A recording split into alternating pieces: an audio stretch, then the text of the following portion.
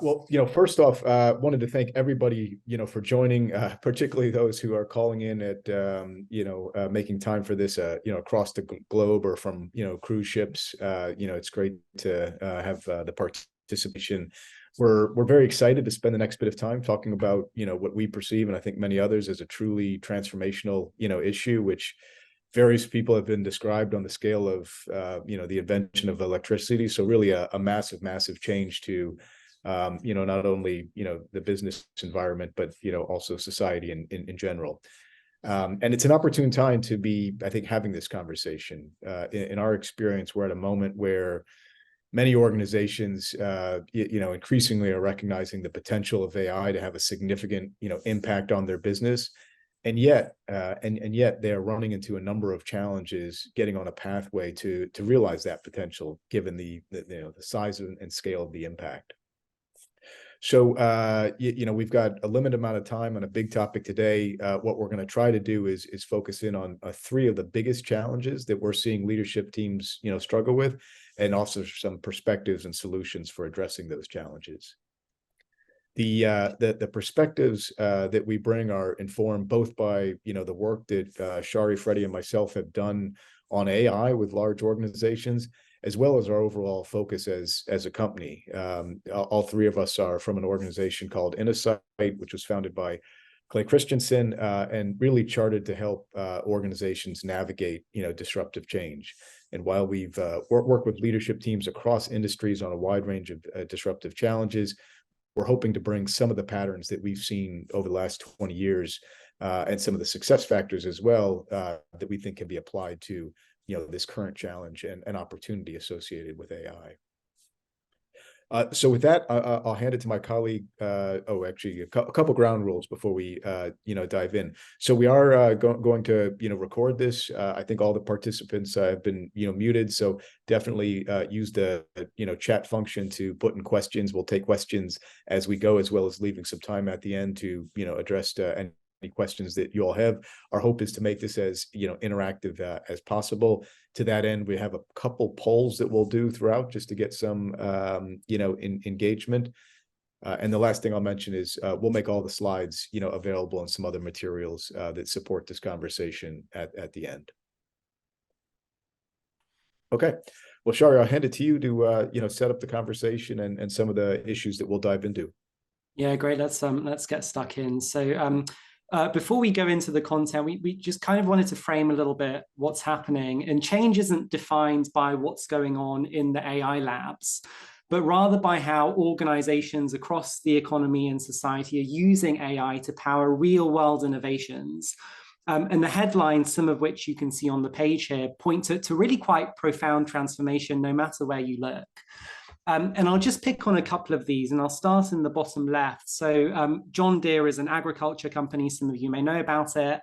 They're working to transform farm productivity, and they've already become a leader in AI through their portfolio of autonomous tractors, automated weed detection and spraying, and AI-powered combine harvesters.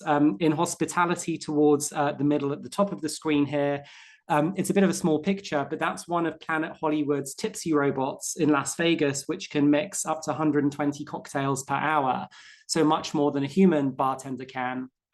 The second one down on the right, in financial services, JP Morgan is among many institutions that is trying to use AI to unlock automated and personalized asset management at low cost, at scale. In healthcare, AI models are predicting and diagnosing and actually helping treat cancer and other pernicious diseases in ways that are far more effective than human radiologists and oncologists working alone. And then there are qualities like, empathy, like reasoning, like creativity, that have long been thought to be the reach of, humans only and far outside of the reach of AI, that are already starting to show up in some of the most advanced models, despite not even having been expected or even planned, really. So no matter where you look, there's really quite profound disruption happening already or on the horizon. And if we go to the next page, for companies navigating the AI era, these are three critical priorities, which I think today we're probably only going to scratch the surface of. but hopefully provide you with some food for thought around. So the first is around the need to craft distinctive strategies that are really connected to business and customer outcomes. So AI is what we think of as a general purpose technology. You can apply it to all sorts of things, but what are the use cases that are going to be really difference making within your business and your industry? The second, which Freddy is going to talk about, is about instituting the organizational, cultural talent enablers of AI to actually drive it into the organization once you've got the strategy. And then the final part is, this is an immensely fast-moving domain. It's highly uncertain, as other general purpose technologies in the past have been, and we'll talk a little bit about that later. Companies need to build in mechanisms into their strategic planning processes to help manage that uncertainty in real time. So with that, if we advance to the next slide again, we'll get stuck in with the first issue of crafting distinctive strategies. If we can go to the next page, please, Meredith. So the process of strategy setting, in all cases, can only happen when leaders undertaking it have a common language, and most companies don't in the case of AI. And there's a couple of reasons for this. One is it is a sprawling, fast-moving, complex, highly technical domain, loads of words that people aren't sort of necessarily used to or might interpret in different ways. The second is that because AI is such a general purpose and omni-use technology, individual leaders' understanding of it is often very, very different. And it's based and biased by sort of specific exposures that people have had, which will vary very often because the tools, the use cases, the impacts, the issues around AI can be so different depending on where in the organization you sit. If you're in marketing, if you're in HR, if you're in legal, if you're in R&D, what AI means for you might look very, very different. So leaders can end up interpreting terms and issues differently and to varying extents. And we sometimes compare that to the story of the four blind monks, each of whom, touches part of an elephant, its tusk or its trunk or its leg or its tail, and perceives each a very different object that they're touching. It could be a spear, it could be a snake, it could be a tree, it could be a rope. But no one really sees the elephant and what it means for them. So the first thing leaders need to do is align on a common definition of artificial intelligence. And there are many. The one that we use is the goal of making machines act intelligently. And then alongside various other terms, and of course we don't have time to unpack them all together here now, they need to understand the different fields and forms of AI. And that's really important because each of these brings distinct capabilities, distinct use cases, distinct implications for the business, and distinct risks that need to be managed. And we'll just touch on a few of the major types here, and four of them specifically that we'll call out with very simple examples. But of course, these are just for the purpose of illustration. These technologies are used for far more complex use cases than the ones that we'll highlight. So machine learning is one form of AI that's about learning from data to make predictions. And Netflix, Amazon, Facebook, their recommendation engines do that for curation. They try and decide what is it we're going to show and recommend to consumers. Natural language processing is another field. That's about interpreting and creating human language like voice assistants do. Computer vision interprets and acts on visual data. A lot of us have got that in facial recognition in our smartphones or encounter it in airport security systems. And robotics lets computers actually navigate the physical world and complete physical tasks. And it's only by having a common language around these fields that leaders can address the questions that you see here on the right around their use cases and implications for the business. And I'll just push a little further on the next page, and then I'll pause and we'll open for our first poll. So fields like machine learning can create different types of models. And two that we'll mention here are generative and discriminative. And most leaders and most people these days are acquainted with generative AI, having played with ChatGPT or with Midjourney or with other tools. Many are pretty unfamiliar with the notion of discriminative AI, and sometimes actually take it on first instance to mean AI that's biased, which is pretty understandable given the term discriminative, but that's not quite what it means. And to help leaders get a sense for these two types of models and the power of an AI common language, we like to say that generative AI models are like artists. So they craft their own novel solutions, they learn from data, and then they figure out when they're presented with new prompts, new questions, what types of solutions can they generate based on things that they've seen before. Discriminative AI works in a slightly different way. We say that the analogy there is they're like detectives, and they spot clues that let them distinguish between and classify objects that already exist. So an example here is image recognition, and they can tell the difference between, cats and dogs by looking at features that are specific to each of those two different animals. So these don't create novel outputs, but learn patterns in data to classify existing things. And we're not going to go into the examples on the right here. As Ned said, we will be circulating these pages follow to the session, so we'll let you engage with them in your own time. But these types of models create very distinct use cases from one another, both in doing things that humans can do today with our own intelligence alone. So for example, things like drafting legal contracts, we do that, but AI can do it as well. But also doing things that our own intelligence alone does not allow for, but AI does allow for.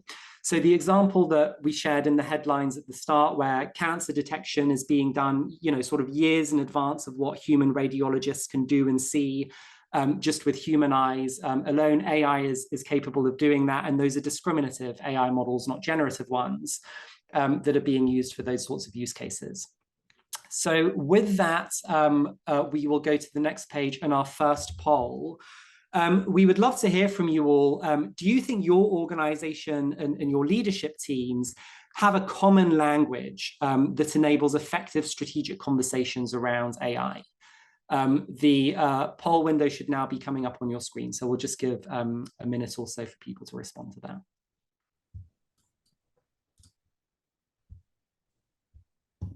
Yeah, we see some of the results starting to come up already.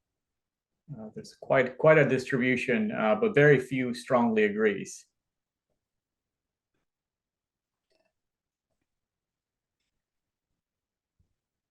Give it a few more seconds.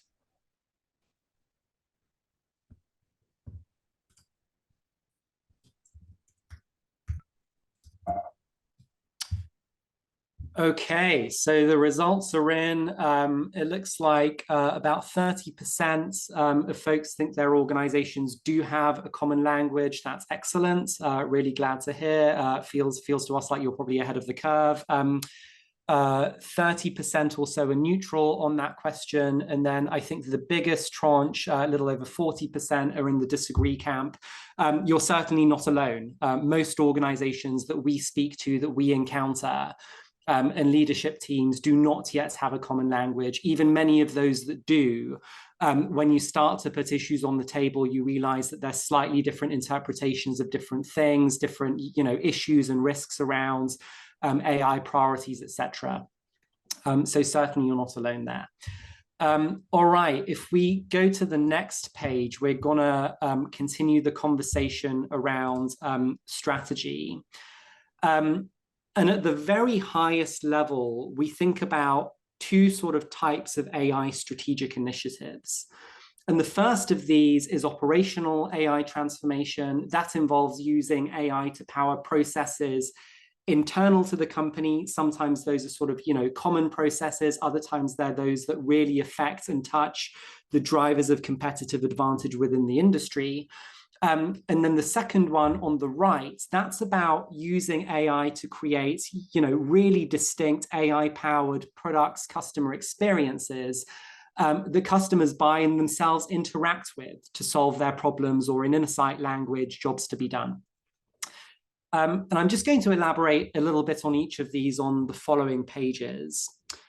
So if we first think about operational AI transformation, there's a lot of obvious and low-hanging fruit ways to do this within companies. And I'm sure we've all seen, interacted, perhaps even instituted innovations like customer service chatbots within our own organizations. There's scope to automate things in functions like HR, to streamline things in production and supply chains. Institute co-pilots, sort of broadly across the workforce for general productivity. And that's all really good. That said, developing winning operational AI strategies is very often going to require companies to target the parts of their business model that drive competitive advantage within their industries. And you've got some examples here on the right of companies that are doing that. And I'll call on just a couple of them to illustrate what I mean. So if you think about research and development and the criticality of that function to the success of life science companies, Pfizer is one of many such companies that's using AI to accelerate drug discovery in ways that it wouldn't be able to do without artificial intelligence. In retail and marketing, Amazon, 50% of the products that it sells are those that it's marketed to customers using its personalized recommendation engine and machine learning. Sustainability in aviation, Alaska Air is enabling more fuel-efficient flight paths. And that's really important in an industry where fuel costs are such an important driver of profitability. So in all three of those examples, those are companies that I'm sure are doing a lot of other things with AI, but they are also using it to target the elements of their business model that really drive competitive advantage and success in their industries. And if we now go to the next page, I'll just say a word or two about customer-facing AI transformation. So starting with the left-hand side of the page here, there's a lot of different forecasts for the impact that AI is going to have on the economy. And some of those peg that impact at as much as $15 trillion per year by 2030. That impact is enormous. It's the same as creating 4 of the 6 largest economies in the world, Japan, Germany, India, and the UK. Now, 45% of that impact is expected to come from not just productivity enhancements, but AI-enabled products that stimulate new customer demand. And I'll let you sort of scan some of the examples that we have on the right of the page here. But I'll just share a couple of principles for how companies need to think about customer-facing AI transformation. The first is that it's really important for companies to see AI as a tool in their innovation toolkits and avoid doing just AI for the sake of AI, but staying really rigorously focused on what is the customer problem, what are the customer outcomes that we are trying to enable that AI can help us do. So coming back to the John Deere example at the start, the portfolio of products that company has developed, autonomous tractors, weed detection, combine harvesters, those really squarely target the problems that their clients that run farms and agricultural businesses have. The second is that as far as customer-facing AI transformation goes, innovating products and experiences, AI can do this in 2 ways within industries. So one is within the existing paradigm of making today's products incrementally better. The other is sort of reinventing industry paradigms. And to give an example of that, one of the companies that's shown here towards the bottom of the right-hand side is Procter & Gamble. Now, they in cosmetics can use and are using AI and computer vision to analyze skin and hair based on photos and recommend products that they have that are going to be most suitable for particular individuals. But AI could also be used to disrupt that industry, cosmetics and personal care in a much more fundamental way, whereby actually, it's less about mass products and choosing from, products that are already on shelves and developing hyper-personalized formulations specific to individuals, skin types, hair types, DNA, the climate that they're in, their diets, all that sort of stuff. And a lot of companies are going to need to think about, yes, how do we innovate our existing products and services by integrating AI within them? but also how is AI going to drive more fundamental paradigm shifts that might require us to reinvent how we think about the products and services that are going to deliver value to our customers. So I know that was rather a lot, and I think we probably only just scratched the surface. But with that, Freddy, I think I will hand over to you to take us to the next topic. Yeah, before we get going, of course, we just want to send a reminder to participants to feel free to send any comments or questions in the chat, as we go through. But with that, yeah, thanks, Shari. The second big point that we want to cover in this session is the need to institute organizational and cultural enablers for AI to succeed in any sort of company or organization. So if we can roll forward one slide, Meredith. Lots of people that we speak to just mention how much AI is as big of a people and org change problem as a technology one. And so to get us going, what we wanted to do is just to talk about 3 types of organizational enablers that all companies should be thinking about. One is, do you have even the right leadership to guide you in your AI path? And we'll talk about why that's important. 2 is, does your organization have the right culture to adopt the types of solutions and the type of change that it will experience as some of the AI tools and technologies get more broadly adopted? And then 3, do you have the right talent in your organization? Not just AI talent, but actually, how do you manage the change in your broader talent base that they're going to experience and the broader concerns or excitement that they will have as they start to implement these tools? So we'll cover all of these topics in a second. But as a way to get going, we'd love to just get a quick poll from the audience and get a sense from participants on whether your organizations have the right enablers of AI transformation. So when you think about those 3 things, leadership, culture, and talent, just getting a sense of folks, like, where do you feel your companies or organizations are at? So we'll give folks a minute.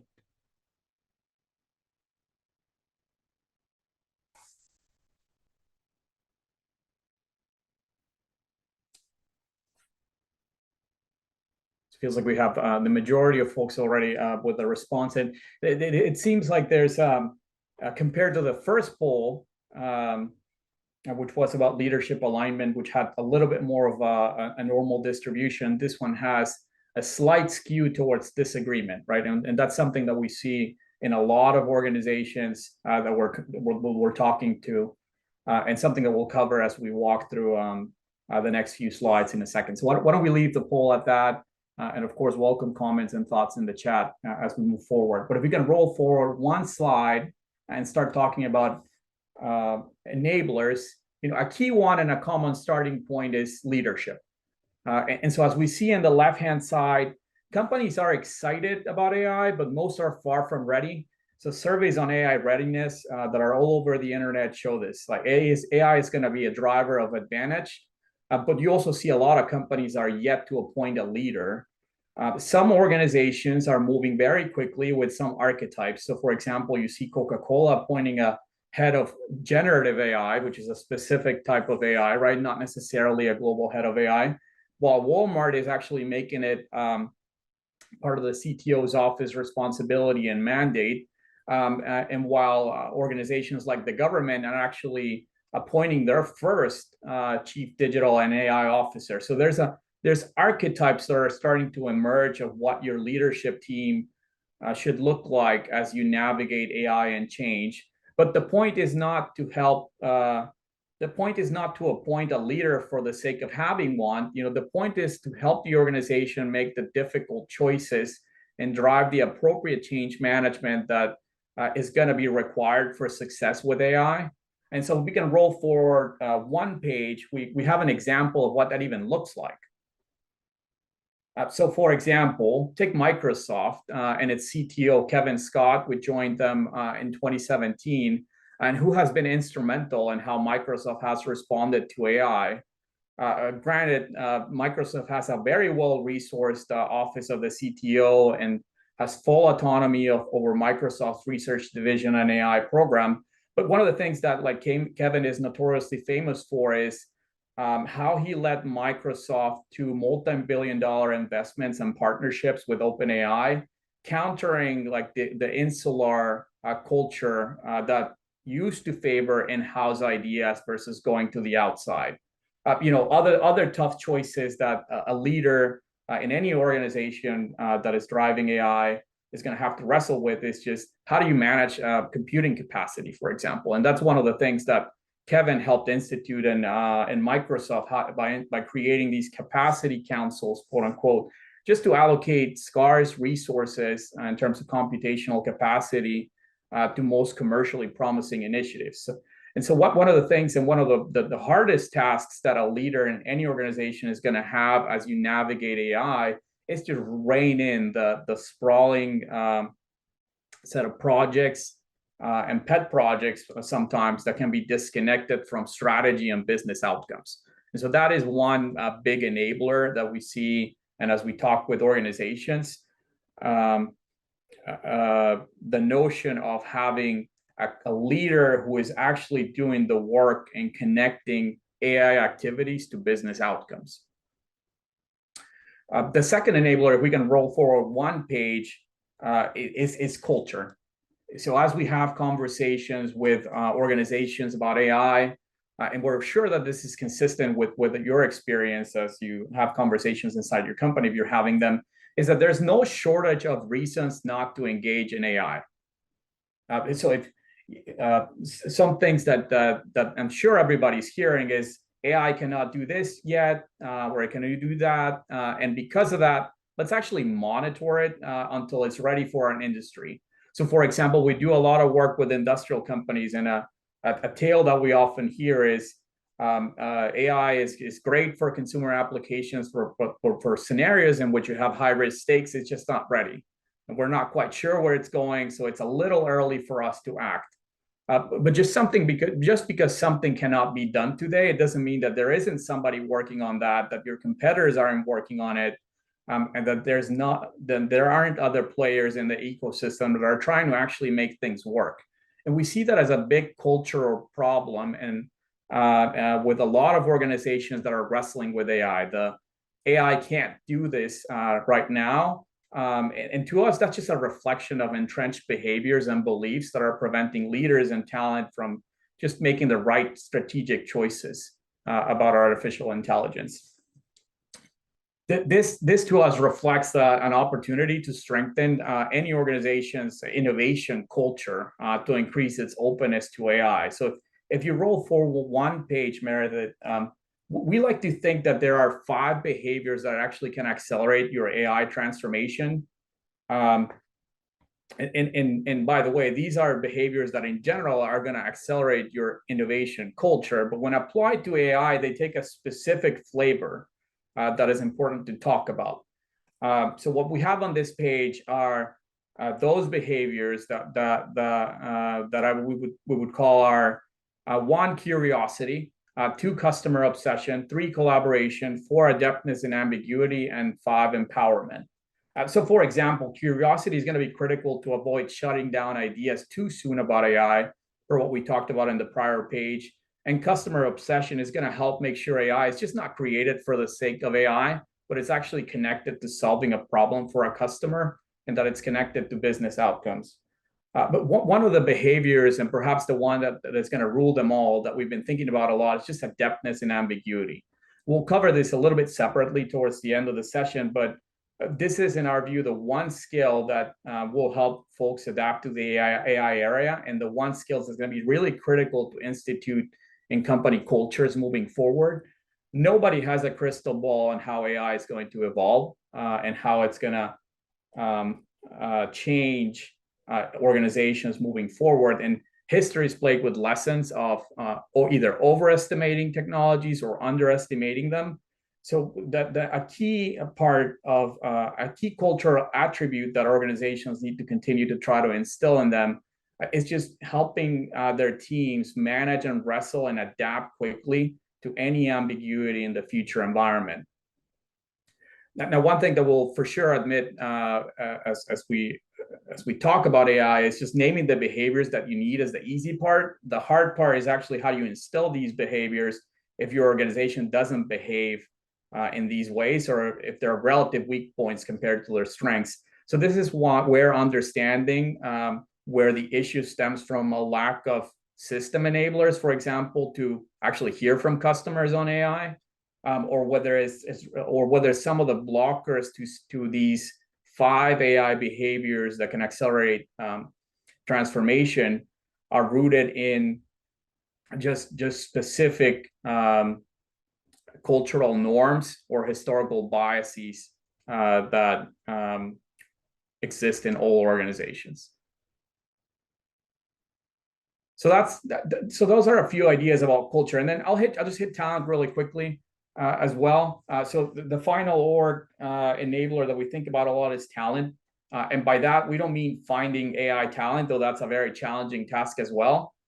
But the piece that perhaps is going to be a lot harder is just driving the necessary change management that is going to be associated with the shifting set of skills and responsibilities and competencies that are going to be associated with everybody's job. Though every study should be taken with a grain of salt, like some studies are pointing out that 25 to 40% of tasks and jobs are going to be automated eventually. This represents an evolution in how everybody is going to do their jobs in the future. And it's looking like previous jobs that people thought were untouchable, like, for example, creative writing, are actually also going to be challenged and changed because of AI. And so this is going to create naturally a tremendous amount of, excitement, but also fear in organizations. It's what that's going to create a need for as companies think about activating AI. If you can roll forward to the next page, it's just being really thoughtful about the change management program that you put in place to make sure that your talent is adopting AI in the right ways. Otherwise, the potential benefits of AI at best are just going to be muted. And so what we have on this page is on the right-hand side is a very clear and perhaps obvious but interesting point that, like, as you go down in an organization from leaders to frontline employees, the optimism for AI fades and the concerns grow. And so what's going to be really critical if you're a leader in an organization navigating AI is to be thinking about the questions that we have on the left-hand side. For example, like, what are the populations that are going to be most affected and most worried about their jobs? How is it going to affect their employees? And then what are the specific interactions between employees and AI that maximize the benefit for your business and also minimize the backlash? And as a result of those first three questions, like, how do we manage the change? What type of change management program do we need to institute to make sure that there's an evolution in the talent? And then there's adoption of AI tools that maximize your benefits and business outcomes. So with that, we'll leave it at that. As Shari mentioned, this only scratches the surface of these topics, but we wanted to offer a few thoughts and perspectives on the org enablers that we're seeing in organizations. So back to you, Shari. So I'll take us through the last part of our agenda here, and Freddy alluded to the uncertainty issue. I'll do a little bit more to help just dimensionalize it. If we can go to the next page. So part of this is just about how fast the AI revolution is advancing and unfolding. And it's actually just worth taking a step back to say that AI isn't really all that new. And as we saw sort of early on in this session, when we were talking through the different fields and the different examples associated with those fields, most of us have been interacting with artificial intelligence in different forms for years. You know, it underpins large parts of the financial system. We've got it in our homes, in smart devices and robotic vacuum cleaners and other things. And the history of AI goes back to at least 1955. And it started with a Dartmouth College summer project that was intended to help machines use language to become more intelligent, capable of improving themselves, and do the types of tasks that were then reserved for human intelligence alone. And in the decades that followed, there were breakthroughs in AI. You know, it was in 1997, over a quarter of a century ago, that IBM's Deep Blue proved that computers could beat human intelligence in narrow domains when it beat the world's reigning chess champion. But by and large, throughout the 20th century, there were pretty strong constraints around the technical development and adoption of AI. And those were posed by, one, the architectures of AI systems themselves, which meant they could do one thing, but really not very much else. So IBM Deep Blue could play chess, but it couldn't really do anything else. It also was caused by just a lack of data and a lack of computational power. Now, fast forward to the 21st century and the expansion of the digital economy, and those barriers have been really quite attenuated and have become increasingly historical ones. And what we see now is the sophistication, the flexibility, the pace at which AI is evolving. OpenAI is actually quite a good case study for that. And it's only been, hard to believe, 12 months. It was November of last year that they unveiled ChatGPT. And since then, to think about how far OpenAI and their models have advanced, the real world impact that they've had, it's really a powerful testimony to how fast this is all moving. And if we go to the next page, with that speed and with the scale of change comes enormous uncertainty. And I mentioned the idea that AI is a general purpose technology towards the start of the session. And general purpose technologies are things that have, broad sets of use cases, can impact multiple industries, can be applied to many different parts of a business model. There's not very many of them. You get sort of a couple come along every century or so. And last century, we saw general purpose technologies like the internal combustion engine and the PC and the internet. The implications of those things would have been pretty hard to predict for anyone who was seeing them for the first time. I don't think anyone who saw an internal combustion engine necessarily thought that towns and cities would end up being planned around cars, and that it would have pretty, profound implications for global trade and travel and conflicts over oil and geopolitics and global warming and respiratory health. Similarly, the internet, there's plenty of ills alongside all of the wonderful things that the internet has done for us that no one really anticipated around things like, youth mental health, fake news, other things that, we sort of encounter on a daily basis. And part of the reason for this is that as humans, we become quite entrenched in our day-to-day, and we struggle to imagine alternative futures that might be shaped by disruptive technologies. And the telecoms industry is a really great case study of this, and it kind of has happened repeatedly. So Western Union, originally disrupted by the landline telephone, AT&T didn't see cellular coming and dismissed it, and later had to buy their way back into it. And of course, we all know the story about Nokia and the smartphone. And if we go to the next page and start to think about AI specifically, and looking at the top left here, AI could lead to immense disruption of many industries, but it's not clear that it will. It's not clear how far and fast that will happen or what exactly it's going to look like. So if you take something like media, it could power a shift towards hyper-personalization. And, mass media is going to become increasingly sort of marginalized, and hyper-personalized media is going to become increasingly part of what we consume.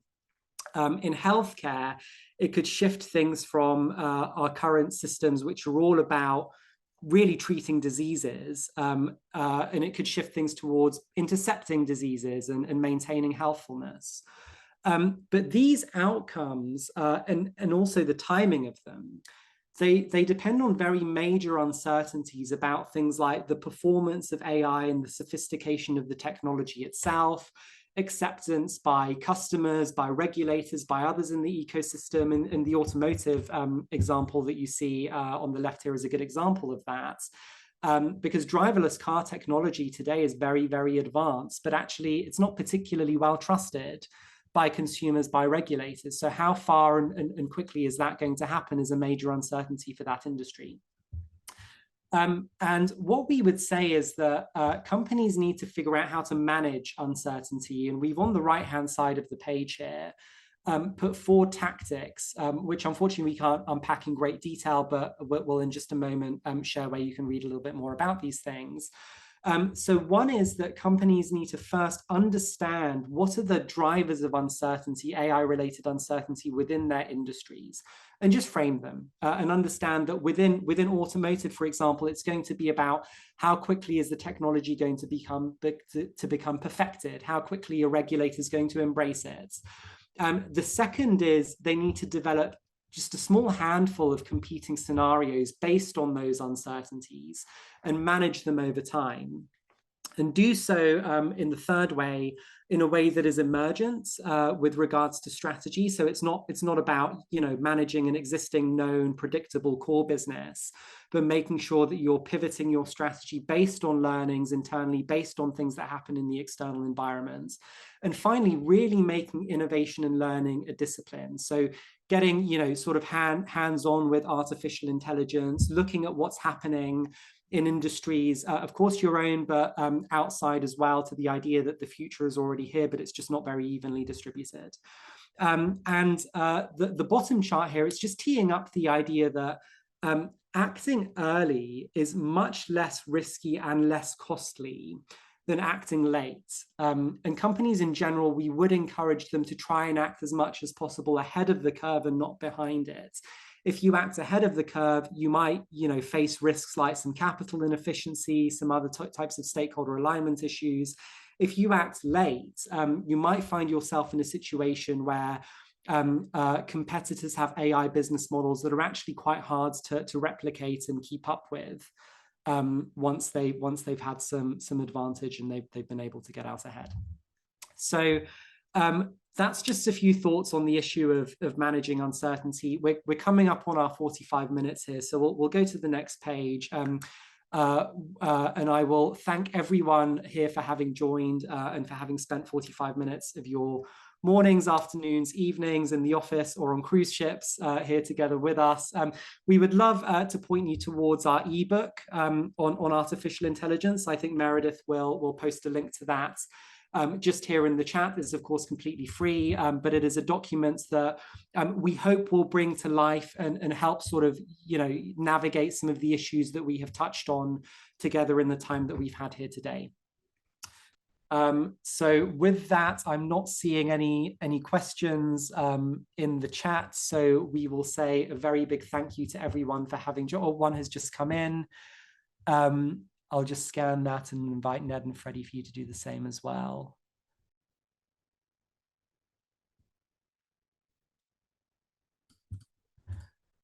So examples of how AI is being used systematically for strategy development. I'll say a couple of words on this, and then Ned and Freddy will invite you to share thoughts as well. So I suppose the first thing to say is that having people use AI on an individual basis isn't something that we would discourage in any way. Actually, we would encourage it. The more people who are experimenting, understanding, getting hands-on with these technologies, thinking about what it means for their parts of the business, their customers, their functions, the better. Now, having said that, to the point about you know, the elephant in the room, companies do really need to think about what are the big parts of our business, our success formula that will either be enhanced by artificial intelligence or potentially challenged by it.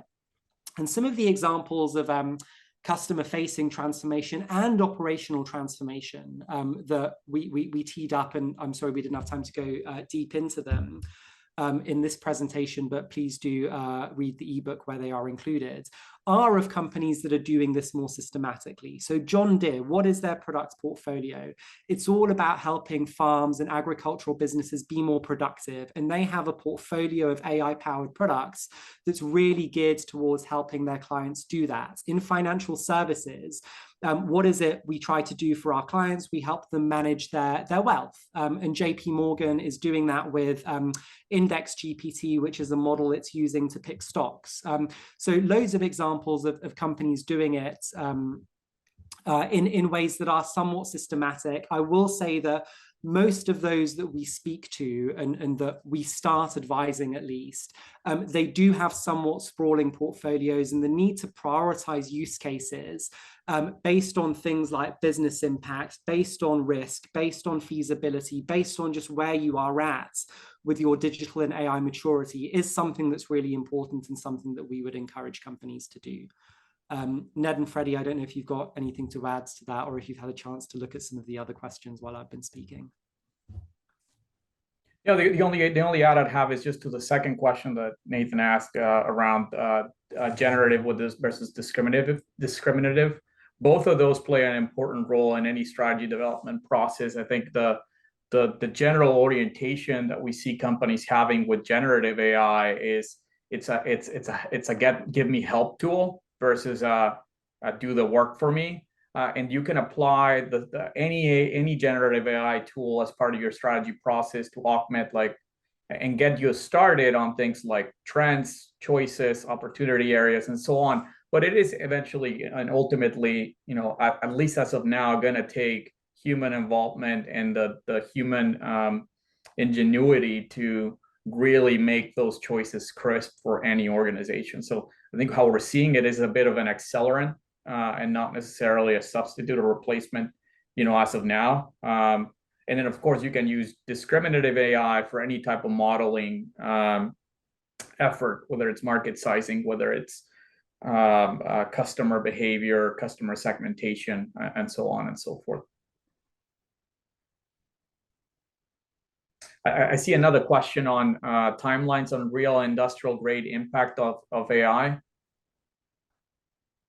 Yeah, maybe I'm happy to take a crack at that one. So I think one lens on that question is, things are happening now. Things are happening now in market. I mean, Shari shared, a number of examples.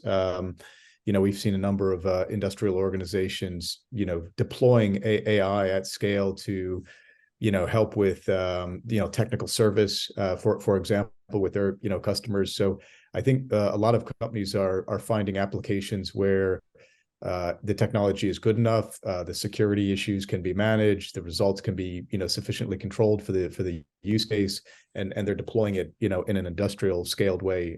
Now, over time, that's simply, going to get better, and the range of use cases that, companies will be able to, adopt is going to increase. Excellent. So I think with that, we will bring it to a close and thank everyone so much for joining. Please do download the ebook. Any questions, feel free to follow up with us directly.